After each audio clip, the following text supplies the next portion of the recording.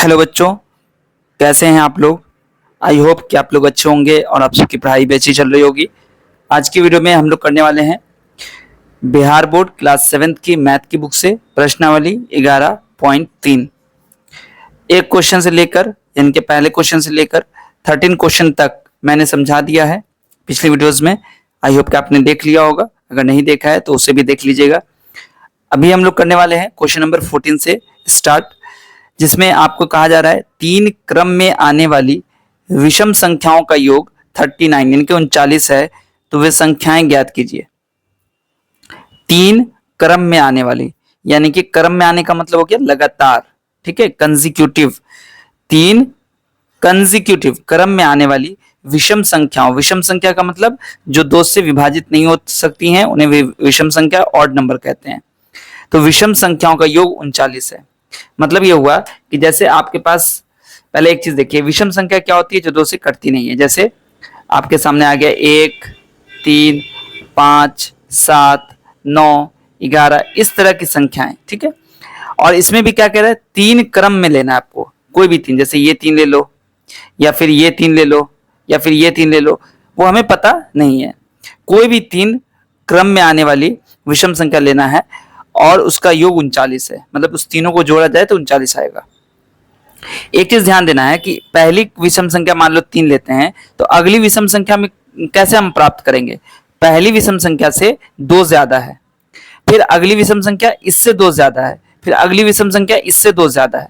But हमें यह पता नहीं है कि पहली विषम संख्या कौन है। अगर हम पहली विषम संख्या आपको बता दें तो आप क्या करोगे, उसमें 2 जोड़ दोगे तो अगली विषम संख्या निकलेगी, और उसमें फिर 2 जोड़ दोगे तो आपको अगली विषम संख्या निकल जाएगी। इस तरीके से आप 3 विषम संख्या निकाल लोगे, लेकिन हमें तो पता नहीं है। तो हम यहाँ पर क्या करेंगे, यहाँ पर हम लोग मानते हैं, ठीक है। क्या मानेंगे, माना कि पहली विषम संख्या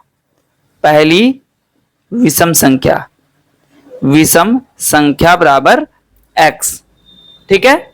इसके बाद हम क्या मानेंगे, तथा दूसरी विषम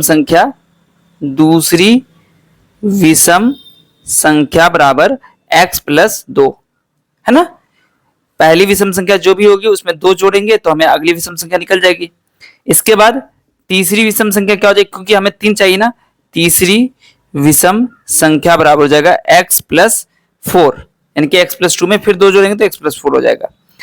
आप इसको ऐसे भी मान सकते थे, माना कि 3 क्रमागत या माना कि 3 विषम संख्या क्रम से विषम संख्या बराबर x, x प्लस 2 और x प्लस 4, इस तरीके से भी आप मान सकते हो, कोई दिक्कत नहीं होगी, ठीक है। अब यहां पर क्या कर रहा है, 3 विषम संख्या तो हमको पता चल गई, बट ये x अभी नहीं पता चला है ना। तो x अगर मालूम हो जाएगा तो हमें एग्जैक्ट पता चल जाएगा। तो अब हम क्या करेंगे, यहां पर लिखेंगे प्रश्न से। प्रश्न से का मतलब हो गया अकॉर्डिंग टू प्रॉब्लम, यानी कि जो क्वेश्चन है उसके अकॉर्डिंग क्या कहा जा रहा है कि पहली विषम संख्या x और दूसरी विषम संख्या x प्लस 2 और तीसरी विषम संख्या x प्लस 4, तीनों को ऐड करेंगे तो हमें मिलता है 39 मिलता है ना। ये चीज कहा जा रहा है। अब ये हमारा एक समीकरण बन चुका है। अब इस समीकरण को आपको क्या करना है, हल करना है। तो यहाँ 1x, 2x और एक 3x, तीनों x को हम जोड़ देंगे तो हमें क्या मिलेगा, 3x। यहाँ पे ये वाला सिंबल जरूर दीजिएगा, या और x प्लस x यानी कि 3x हो गया, और 2 में 4 जोड़ेंगे तो 6 आ जाएगा, बराबर 39। अब इस 6 को हम इधर लेके आएंगे, क्या बन जाएगा, 3x बराबर हो जाएगा 39 माइनस 6 यानी कि 33।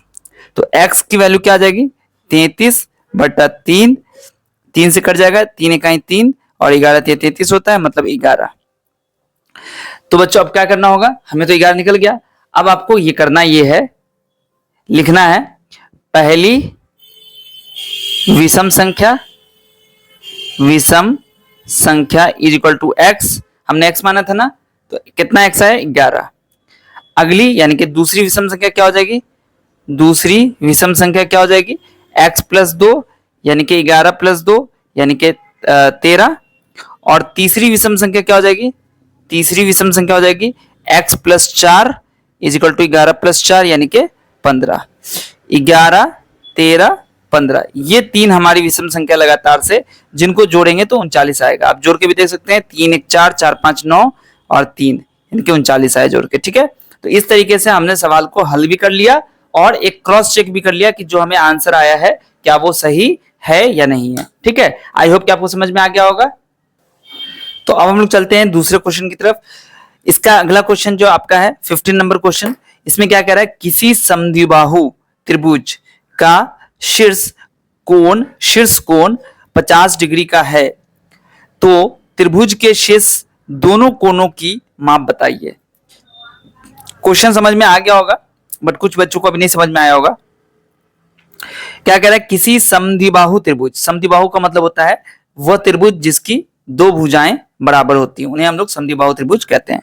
तो किसी समद्विबाहु त्रिभुज का शीर्ष कोण का मतलब होता है जो टॉप का है, जो ऊपर का है, ठीक है, 50 डिग्री का है। तो त्रिभुज के शेष दोनों कोण, बाकी जो दो, क्योंकि 3 कोण होते हैं, शीर्ष कोण 50 डिग्री का है, एक कोण तो 50 डिग्री पता चल गया, बाकी जो 2 कोण बचे उसकी माप बताइए। तो चूंकि समद्विबाहु त्रिभुज है तो हम जानते हैं कि समद्विबाहु त्रिभुज में क्या होता है, 2 भुजाएं बराबर होती हैं। तो जब 2 भुजाएं बराबर होंगी तो क्या होगा, ये 2 कोण भी आपस में बराबर होंगे, है ना। समद्विबाहु त्रिभुज में 2 कोण बराबर होते हैं, ठीक है, ये आपको मालूम है। तो अगर हमें एक कोण भी अगर पता चल गया तो हमें दूसरा कोण भी पता चल जाएगा, क्योंकि दोनों आपस में बराबर होते हैं। ठीक है, तो यहां पर हम लोग क्या मानेंगे कि जो हमारा एंगल है इसमें हम लोग मानेंगे कि माना कि, कौन सा क्वेश्चन है आपका, 15 नंबर क्वेश्चन है। ठीक है, माना कि समद्विबाहु त्रिभुज के यहाँ पर क्या आपको बोल रहा है, शेष दोनों कोण ना, तो त्रिभुज के दोनों कोणों, यानी कि कोण का मतलब क्या होता है, एंगल की माप बराबर x, है ना, क्योंकि दोनों तो x बराबर ही है ना, तो हम एक को अगर x मानेंगे तो दोनों x हो गया। ठीक है, अब हम जानते हैं, क्या जानते हैं सर, कि त्रिभुज में 3 कोण होते हैं और तीनों को जोड़ के 180 डिग्री होता है। ठीक है, तो यहां पर हम लोग लिखेंगे कि त्रिभुज मान लो ABC ले लो, कोई भी त्रिभुज आप मान सकते हैं। यहाँ पर ABC में क्या होता है, जो एंगल A है plus angle B plus angle C, तीनों को जोड़ के 180 डिग्री होगा, है ना, क्योंकि तीनों एंगल को जोड़ते हैं तो हमें 180 डिग्री मिलता है त्रिभुज में, और चतुर्भुज में 360 डिग्री होता है। तो एंगल A की जगह हम क्या रखेंगे, चूंकि शीर्ष कोण आपका ये है ना, तो ये 50 डिग्री है, तो इसको हम 50 डिग्री कर देंगे। फिर एंगल B तो हमें मालूम नहीं है, लेकिन हमने माना है कि दोनों कोणों की माप x है, तो ये x और ये भी x, मतलब ये आपका x हुआ और ये भी x हुआ, बराबर 180 डिग्री। तो ये 50 तो नंबर में है, तो 50 आपका इधर चला जाएगा, तो कितना हो जाएगा बच्चों, देखो x और x मिलके बन जाएगा 2x। ठीक है, ये वाला साइन मत देना भूलना, 2x हो गया, बराबर ये 50 इधर चला जाएगा, मतलब 130 माइनस 50 हो जाएगा। तो कितना आ जाएगा, 2x बराबर 180 में से 180 में से 50 घटाएंगे तो 130 आएगा। तो x की वैल्यू आ जाएगी 130 बाई 2, 2 इकाई 2, 2 छक्के 12, 2 पंचे 10, यानी कि 65 आ गया। तो हमें समद्विबाहु त्रिभुज के दोनों कोणों की माप पता चल गई। ठीक है ना, क्या लिखेंगे यहाँ पर लिखेंगे समद्विबाहु त्रिभुज के, ठीक है, हमसे क्या बोला जा रहा था कि शेष दोनों कोणों की माप, तो शेष दोनों कोणों की माप बराबर कितना हो जाएगा, 65 डिग्री हो गया आंसर। मतलब ये भी 65, ये भी 65, आपको क्रॉस चेक करना है तो 65 यानी कि 65 और 50 को जोड़िए, आपको 180 आएगा। अगर नहीं आता है इसका मतलब है कि आपका जो हल है वो गलत हो गया। ठीक है, तो आई होप कि आपको 15वां क्वेश्चन भी समझ में आ गया होगा। ठीक है, इसके बाद हमारा जो अगला क्वेश्चन है वो है क्वेश्चन नंबर 16वां क्वेश्चन, किसी आयत के लंबाई एवं चौड़ाई का अनुपात 3:2 है। यदि आयत की परिमिति 90 मीटर है तो उसकी लंबाई एवं चौड़ाई ज्ञात कीजिए। यहां पर कह रहा है किसी आयत यानी कि रेक्टेंगल, आयत किसे कहते हैं, जिसकी आमने सामने की भुजाएं बराबर होती हैं और प्रत्येक कोण 90 डिग्री का होता है, उसे हम लोग आयत कहते हैं। तो यहां पर कह रहा है आयत के लंबाई एवं चौड़ाई का अनुपात 3:2 है। ठीक है, यदि आयत की परिमिति, परिमिति मतलब क्या होता है, परिमिति का मतलब होता है कि चारों साइड को जोड़ने के बाद जो हमें सम आता है, जो योग आता है, उसे हम लोग परिमिति कहते हैं। 90 मीटर है तो उसकी लंबाई और चौड़ाई ज्ञात करना है। ठीक है, तो देखिए सबसे पहली चीज कि आयत कैसा होता है वो देख लीजिए। आयत होता है ये, है ना, मतलब इसके ये भुजाएं बराबर होंगी और हर एक कोण 90 डिग्री का होगा। ठीक है, अब यहां पे जो इसकी परिमिति होती है, चारों साइड्स को जोड़ते हैं, यानी कि जो L होगा, यहाँ L, ये भी L होगा, ये B, तो ये भी B होगा, तो LB सबको जोड़ेंगे तो 2L और 2B आ जाएगा। यानी कि पेरीमीटर जो होगा P इज इक्वल टू, यहां पर मैं लिख देता हूं पेरीमीटर का फॉर्मूला, परिमिति का 2 इंटू L प्लस B। ये आपने पढ़ा भी होगा, पेरीमीटर यानी कि परिमिति होती है आयत की 2 गुने लंबाई प्लस चौड़ाई। ठीक है, तो यहां हमें परिमिति दे दिया है, मतलब ये परिमिति दे दिया, पेरीमीटर दे दिया है, और कह रहा है साइड्स का यानी कि लंबाई चौड़ाई का जो अनुपात है वो 3 और 2 का अनुपात है। बात समझ में आ गई कि अगर ये लंबाई 3 है तो चौड़ाई 2, अगर ये 6 है तो चौड़ाई कितना हो जाएगा, 3 दूनी 6 तो 2 दूनी 4 हो जाएगा। यानी कि रेशियो दिया हुआ है, अनुपात दिया हुआ है। तो जब भी आपके पास अनुपात वाला क्वेश्चन आएगा तो आप एक चीज कीजिएगा, देखिए यहां पर आपको मानना क्या होगा, यहां पे आप लोग मानेंगे, माना कि आयत की लंबाई इज इक्वल टू, सॉरी, आयत की लंबाई इज इक्वल टू x, चूंकि हमें मीटर में दिया हुआ है ना तो हम x मीटर मानेंगे। ठीक है, x मीटर, लेकिन चूंकि यहां पर रेशियो दिया हुआ है 3 और 2 का अनुपात दिया हुआ है ना, तो हम लोग माना कि आयत की लंबाई x न मान के हम इसको मानेंगे 3x मानेंगे। ठीक है ना, तथा चौड़ाई बराबर कितना है, 2x। ठीक है ना, कभी भी रेशियो वाला क्वेश्चन आएगा तो आप हमेशा याद रखो कि रेशियो वाले क्वेश्चन में आपको बस 3x या 2x, अगर रहता है यहाँ पर 5:7 तो 5x और 7x मानते हैं हम लोग। ठीक है ना, यानी कि अब हमें लंबाई और चौड़ाई पता चल गई कि आयत की लंबाई 3x, चौड़ाई 2x है। अब पेरीमीटर क्या होगा, तो देखो यहां पर लिखेंगे प्रश्न से परिमाप कैसे निकालोगे इसका, देखो परिमाप होगा 2 गुने लंबाई प्लस चौड़ाई होता है, तो ये कितना दिया हुआ है, ये क्वेश्चन में दिया हुआ है 90, तो 2 लंबाई कितना है 3x, चौड़ाई कितना है 2x, कितना आ जाएगा 90। देखो तुम यहां पर 2 काम कर सकते हो, या तो इसको इससे गुना करो, इसको इससे गुना करो, फिर दोनों को जोड़ के और फिर उसको काम करो, या नहीं तो 2 यहां गुना में है, इसको हम पहले इधर लेके आ जाते हैं। तो क्या बन जाएगा हमारा अगला स्टेप के 3 और 2 तो 5x हो जाएगा ये, लेकिन ये 2 कहां गया सर, ये 2 हम इधर लेके आ जाएंगे, बराबर के इस तरफ लेके आएंगे। तो यहां तो पहले से 90 मौजूद है, नीचे में 2 आ जाएगा। क्यों नीचे में आ गया सर, क्योंकि यहां पर गुना में है, ये इनटू में है, मल्टीप्लाई हो रहा है, इसलिए जब ये इधर आएगा तो ये डिवाइड में आ जाएगा, इसका साइन चेंज हो जाएगा। 2 इकाई 2, 45 दूना 90, 45 आ गया।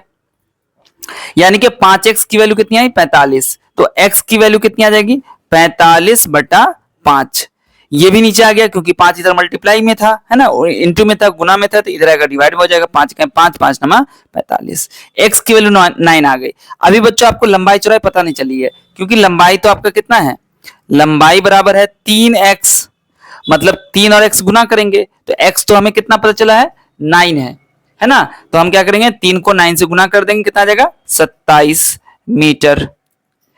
और चौड़ाई कितनी हो जाएगी, तो चौड़ाई बराबर हो जाएगी 2x, मतलब 2 को x से गुना करना पड़ेगा, तो 2 गुने x कितना आया 9, मतलब 2 नमा 18 मीटर। तो हमारे पास ये दोनों आंसर आ गया है। ठीक है, देखो आप चाहो ना तो इसको जोड़ के भी देख सकते हो कि देखो हमारे पास 27 ये हो गया, 18 ये हो गया, फिर 27 ये हो गया, 18 ये हो गया, परिमाप निकाल के देखो, अगर आपको 90 आता है मतलब आपका आंसर सही है, अगर नहीं आता है तो आपका आंसर गलत है। ठीक है, आई होप कि आपको समझ में आ गया होगा। तो बच्चों 17वां क्वेश्चन क्या कहता है, ये इस वीडियो का लास्ट क्वेश्चन है, बाकी क्वेश्चन को हम लोग अगले वीडियो में करेंगे क्योंकि वीडियो बहुत ज्यादा लंबी हो रही है। सलमा की उम्र उसके पिता के उम्र के 1/3 से 5 वर्ष कम है। यदि सलमा की उम्र 20 वर्ष है तो उसके पिता की उम्र ज्ञात करें। सलमा की उम्र उसके पिता की उम्र से, यानी कि उसके पिता की उम्र के 1/3 से, यानी कि सलमा की उम्र उसके पिता की उम्र की 1/3 से 5 वर्ष कम है। तो अगर हमें उसके पिता की उम्र पता चल जाती है तो हम उसका 1/3 निकालेंगे, यानी कि 1/3 निकालेंगे और उसमें से 5 वर्ष कम कर देंगे तो हमें सलमा की उम्र निकल जाएगी। ठीक है, चलिए यहां पर कह रहे सलमा की उम्र 20 वर्ष है। अब देखो सलमा की उम्र भी दे दिया है। ठीक है, तो देखिए यहां पर क्या करेंगे हम लोग, पहले हम लोग मानेंगे कि सलमा के पिता की उम्र, क्योंकि हमें सलमा के पिता की उम्र अगर पता चल जाएगी तो उस रेशियो से, क्योंकि हमें निकालना है सलमा के पिता की उम्र ही। ठीक है, तो हम दो तरीके से निकाल सकते हैं, क्योंकि सलमा की उम्र हमको पता है पहले से, तो सलमा की उम्र से भी हम निकाल सकते हैं, लेकिन उससे थोड़ा सा आपको दिमाग ज्यादा लगाना पड़ेगा। ठीक है, और हमें यहाँ पर यूज करना है, क्या यूज करना है, हमें यूज करना है समीकरण, यानी कि एक चर वाले समीकरण का यूज करना है। ठीक है, तो हम कैसे करेंगे, देखो यहां पर लिखेंगे, ये आपका क्वेश्चन नंबर 17 है। ठीक है, कितना है, 17। इसमें क्या कहता है 17वां क्वेश्चन के माना कि, यहां पे क्या लिखना होगा, माना कि सलमा के पिता की उम्र कितना है, x वर्ष है। ठीक है, सलमा के पिता की उम्र कितनी हो गई, x वर्ष। ठीक है, अब सुनो, उसके पिता के उम्र के 1/3 से 5 वर्ष कम है सलमा की उम्र, तो यहां पर लिखेंगे तथा सलमा की उम्र कितनी हो जाएगी, तो इसके पिता के, यानी कि सलमा के पिता के 1/3, तो 1/3 कैसे होगा, 1/3 कैसे निकालते हैं, x का 1/3 क्या होगा, यहां देखो x का 1/3 कितना होगा, तो x गुने 1/3, यानी कि x/3 हो जाएगा। तो यहां पर हम लिखेंगे x/3। ठीक है ना, 1/3 से 5 वर्ष कम है, तो इसमें से 5 घटाएंगे तो ये हो गई सलमा की उम्र। ठीक है, लेकिन सलमा की उम्र तो 20 वर्ष है, यानी कि ये सलमा की उम्र ये भी है और 20 वर्ष भी है, यानी कि दोनों बराबर हो गया। तो यहां पर हम लिखेंगे प्रश्न से x/3, ठीक है, -5 इज इक्वल टू 20। ठीक है, तो क्या बन जाएगा आपका, x/3 इज इक्वल टू -5, इधर आएगा तो 5 प्लस में आ जाएगा, यानी कि क्या बन जाएगा 25।